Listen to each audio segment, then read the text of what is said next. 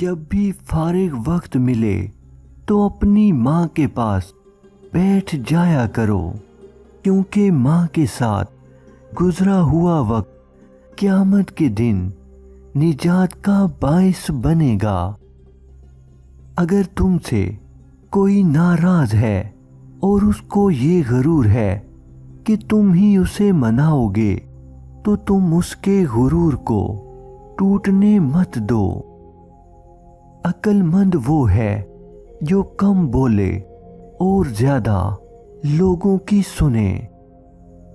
جب اندر تک گہری خاموشی چھائی ہو تو باخدا خاموشی کے سوا ہر آواز تکلیف دیتی ہے۔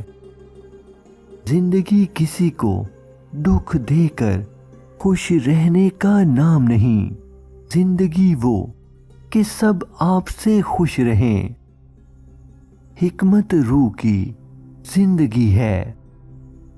جس نعمت میں ناشکری ہے وہ ہمیشہ نہیں رہ سکتی۔ اللہ تعالیٰ کے ایمان کے ساتھ صبر صحت مندی کا باعث ہے۔